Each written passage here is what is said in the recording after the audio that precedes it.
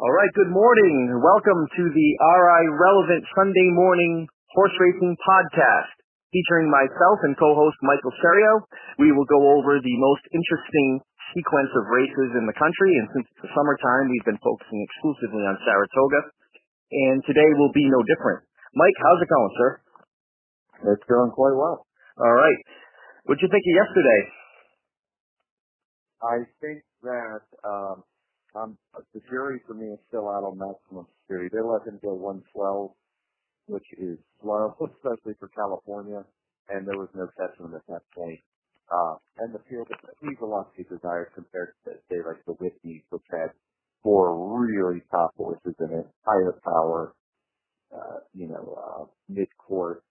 He's not really racing against much, but he won the way he should. But he's got a great grip.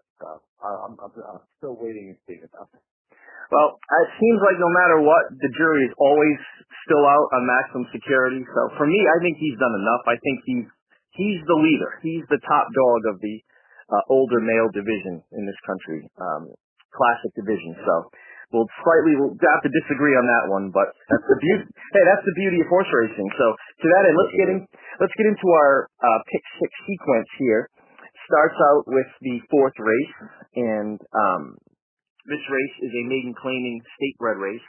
Most people believe this is the hardest type of race to handicap because these tend to be unpredictable, more so than the average horse race or average condition of horse race.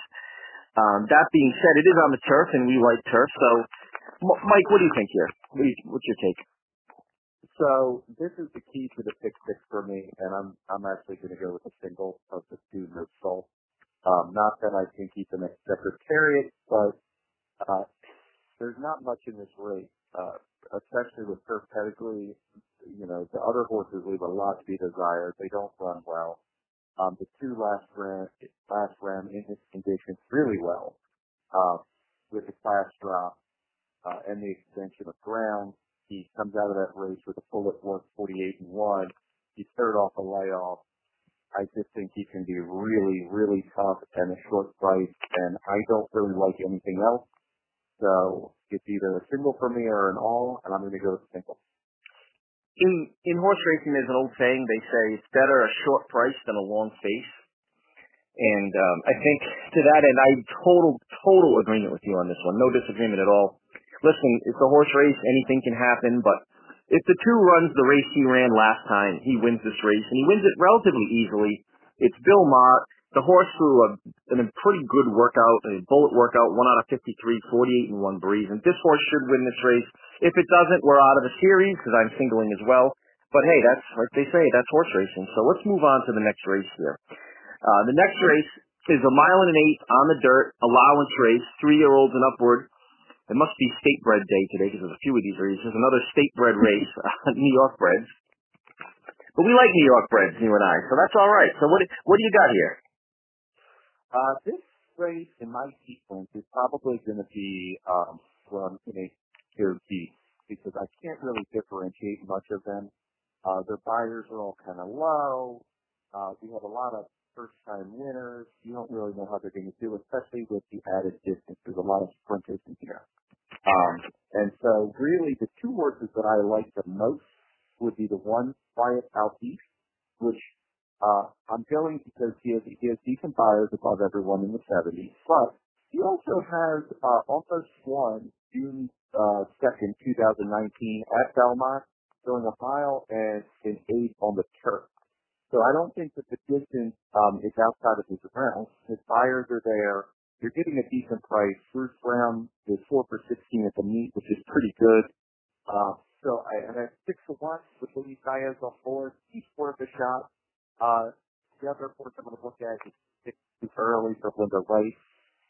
Lascano usually gets the choice of horses out of that barn. He's on this one and won last time out against maiden featherweight at 1 mile and an 8. So I'm concerned about the distance for a lot of these horses, and so I'm going to go with the two that I think can handle the distance, or at least have less questions about it. Makes sense to me, absolutely. I did like the two horses you mentioned, and I do agree with your assessment that look, it's a difficult race. There's a lot of variables here, and they're all kind of even with each other. There's no horse that stands out, but the one horse that I will definitely use that you didn't mention is the other Linda Rice horse. I'm going to use Cold Hard Cash, and I understand there are questions about this horse's distance capability, but I do think this horse has some very good early speed, and I like speed in route races. I've always been a big fan of speed going long, so I'm going to use that horse as well. I may regret doing it, but I'm definitely going to use that horse. What do you think of the 6% with Manny Franco riding for Jerkins? The only thing that I don't like is he's by Central Banker with his short speed. His buyers are significantly lower. He did run a 79.4 back for Brad Cox. But given that he was with Brad Cox, then Jimmy Jerkins, and we haven't seen a whole lot from him, I'm a little disappointed in him. Although 2 backs he did lose, by 11, but Bourbon Bay was in that race. So maybe, in Danny, California, the third place finisher was a next out winner. That race also layoff was a little tough for him, and obviously, so you could see that before he did improve second off. He would really, to me, have to step forward again, somewhat significantly, to win this race, I think. He is third. 3-1. Do you want that? Those questions? He is third race off a layoff, and he did break his maiden beating your horse there, Quiet Out East. So he does have some things going for him in the positive column. So I think I recommend using him too. I'm with you on this. You want to go deep in this relatively short field because, my gosh, these are some flawed horses for allowance level horses, in my opinion. I agree, and the only one I could really throw out that I don't think has a chance is the 4. So really, I'm between. This is probably where I'm going to go the deepest, and I'm probably going to have 6 of the 7. All right. So anyone listening to this podcast, you just got your single for this sequence, single to 4, because whenever you leave one horse out of 7, you can just about take that check to the bank. I kid, but only half kidding. All right, moving to race 6. This is a turf sprint. Again, it's definitely New York bred day. New York breds on the turf sprinting 5.5 furlongs. What do you got here? What are you thinking? I'm going to have obviously the likely of the suspects, the 1, the 2, and the 5. They won't all be short price, but one horse I will point out that I'm going to put on here that I do like a little bit and 50 at a price is the 6 Mia Be a Star for David Dahl, who took me to the woodshed last weekend. Don't feel bad, my friend. You're not the only one. You're not alone. I know it. His 53 back wasn't disgraceful on the turf. He tried race day, which race day was a sprinter.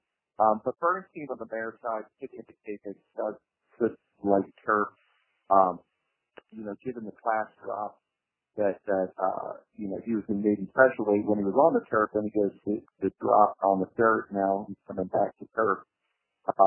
There's not a lot of speed in this race, and so with Irad Ortiz on board, my concern is that he gets a lead, they might not be able to catch him.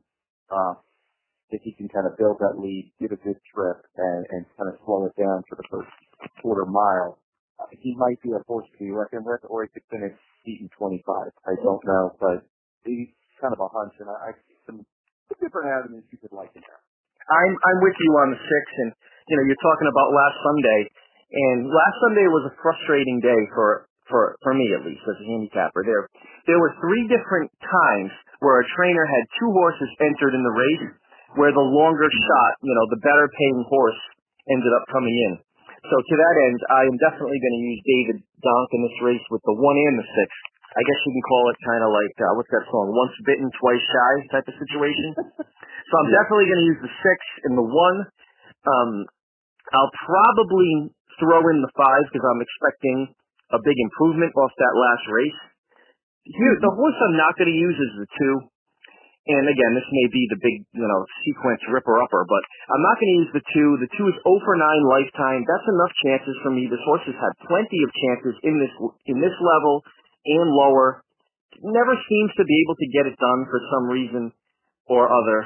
So I'm going to throw out the two and let the chips fall where they may with either two horses or perhaps actually three horses. I'm going to go 1, 5, 6. Okay. All right. Let's move on then to race 7. Race 7 to me seems a lot like race 5.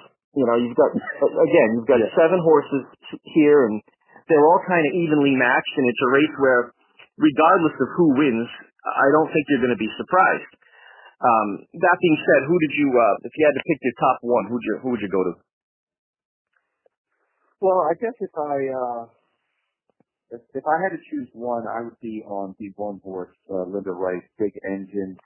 I like the recent form in the off the layoff. Ran a really nice race. I mean, probably you could argue the best race of his life. Mm-hmm. Running a 91, winning by 2, easy with Lozano. That doesn't give you some apprehension, if you know what I mean. That could be what we handicappers call a bounce race, when the horse runs that best race off a layoff. Couldn't that be a situation where they take a step back? I worry more so when that's like second off a layoff. Okay. Where they just ran too hard. The fact that I can't see Linda Rice getting a horse to run that well off the layoff. Maybe the horse had something wrong with it, or needed the time. I don't know. Absolutely. But really showed up well. And in theory, if that wasn't some sort of aberration, that the horse could move forward again. And so, if he comes out and runs a 97, he's leaving these horses in the dust. And at 5-1, I think it's worth a shot. He's as good as anyone in here at longer odds. One thing I would point out is I would stay away from the 3, Chad Brown. Last year was a really good horse, was the favorite in the Fred Hopper at Gulfstream. And for some reason, he's burnt up a lot of money the last 2 races and is not himself. Seems like there's something wrong with the horse. Should have improved second off.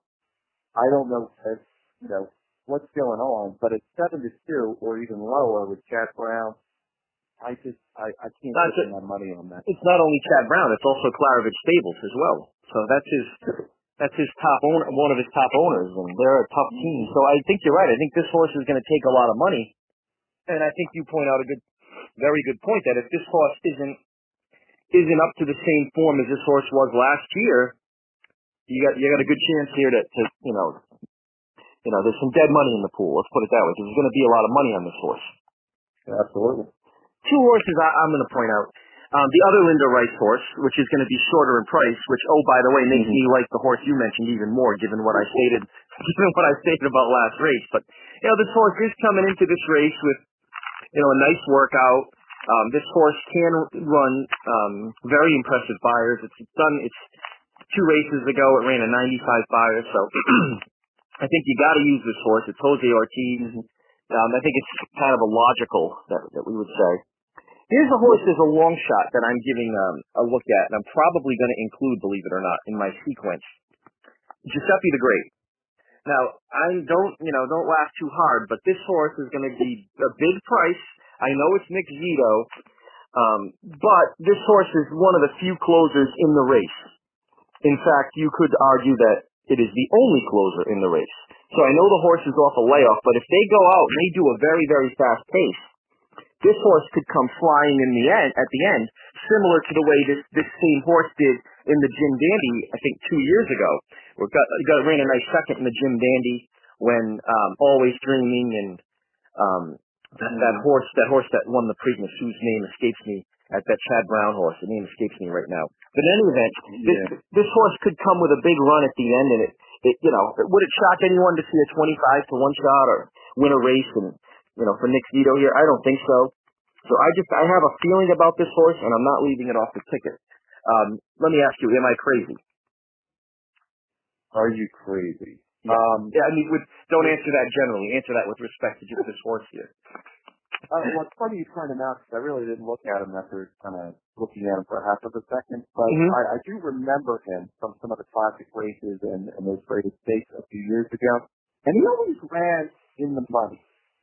And, you would think that a drop down is what he needs to give him confidence to go back up or something like that.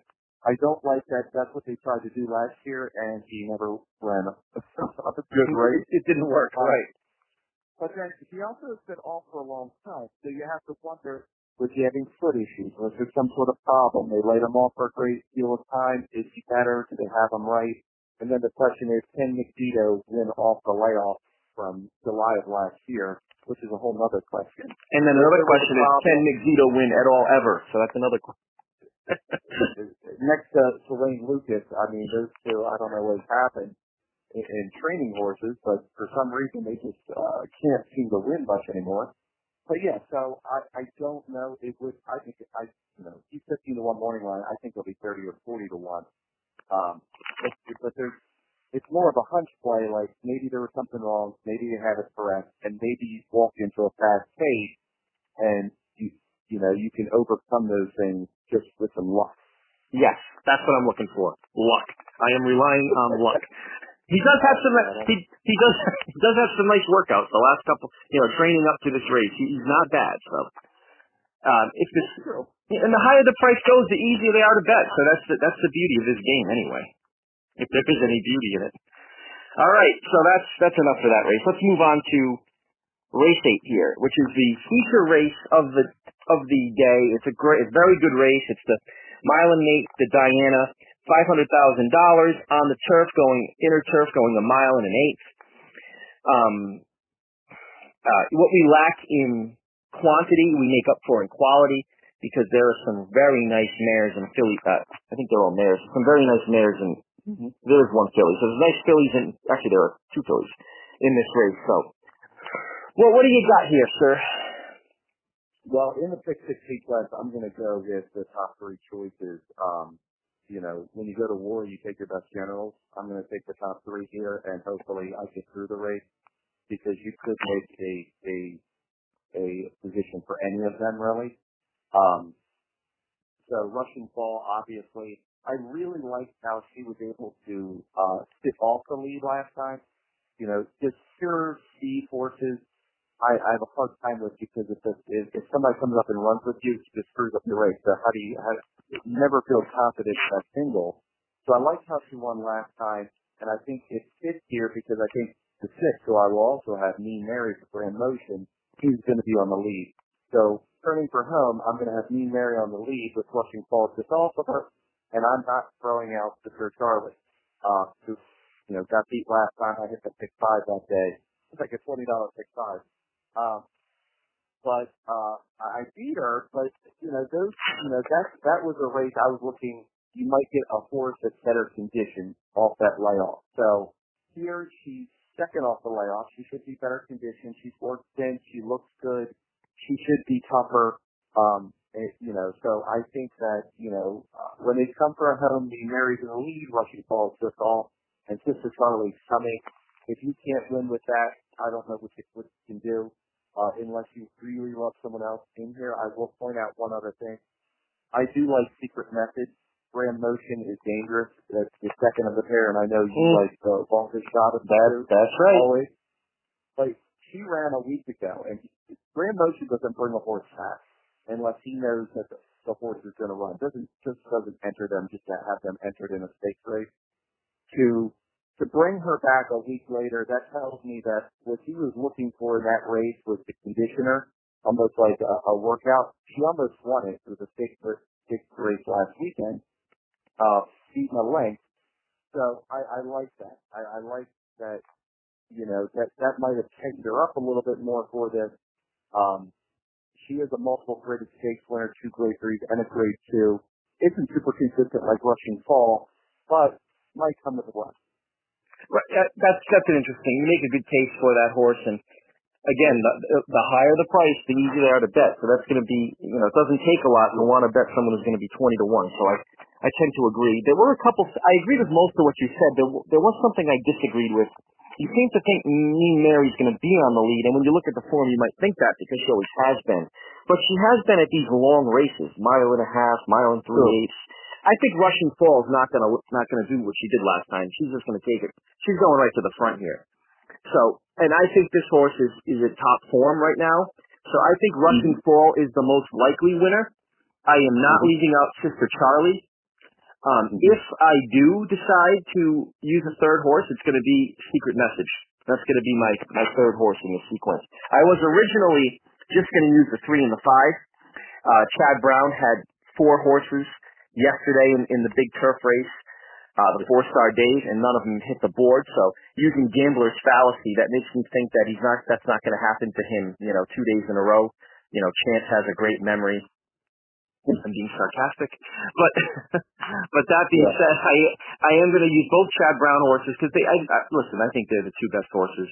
They've made by far the most money. If either of them is at their top, they're going to win. But you make a good case for Grand Motion, and I like to bet long shots, so I think I'll have to throw in that horse as well.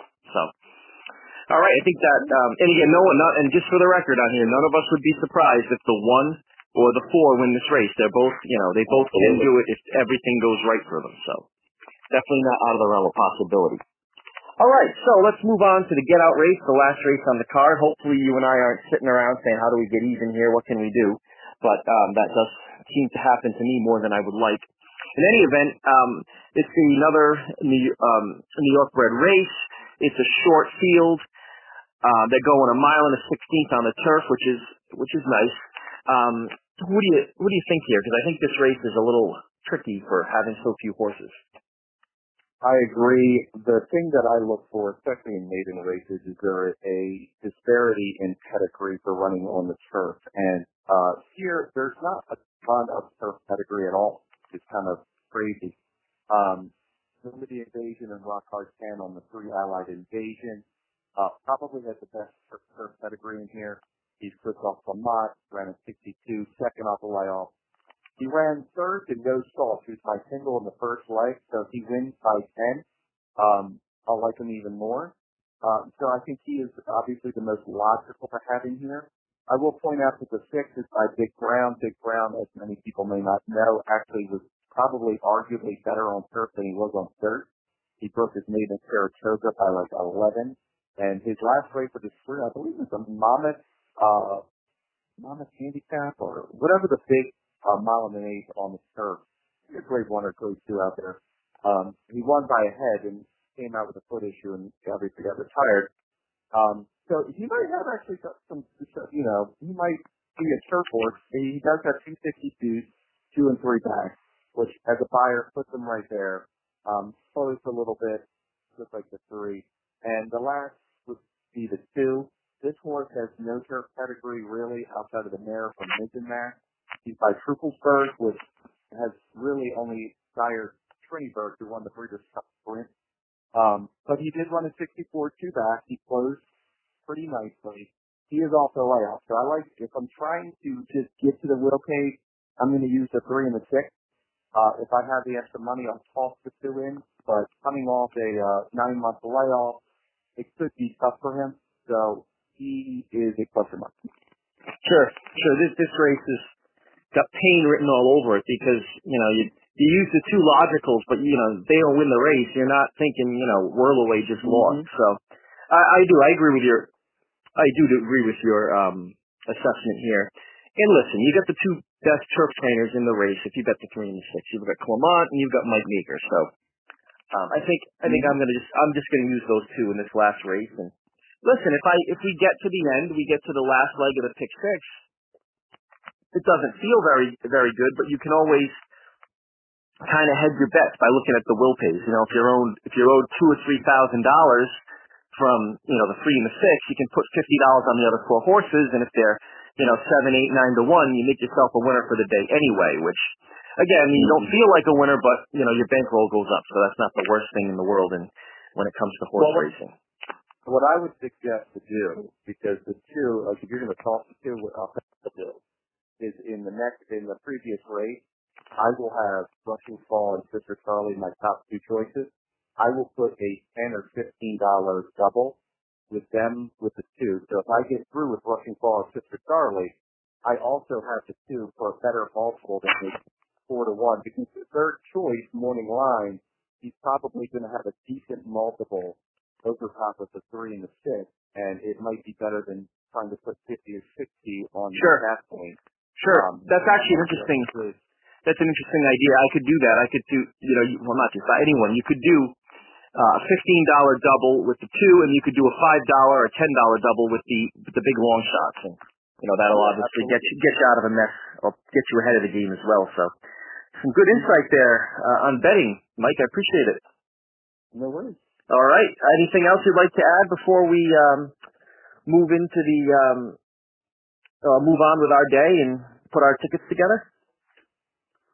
Not a whole lot. Let's just, I am excited about the Diana. I think that it has come up just like a Breeders' Cup race. It has. Where every horse has been shooting for this particular race, so they're all coming in a form, which could often, lead to a big price. Anybody who watches the Breeders' Cup knows on any race, any horse can win, and it can pay big. So I think it's a really good opportunity, and it's a really good race to see on a Sunday, rather than, like a Saturday. So it makes the day much more interesting for sure. Yep, and it gives you something to look forward to on a Sunday afternoon. So, absolutely. All right. Well, thanks for joining me again this week, and hope this was helpful to everyone who gives us a listen this week. Yep. Good luck. All right. Good luck, everybody.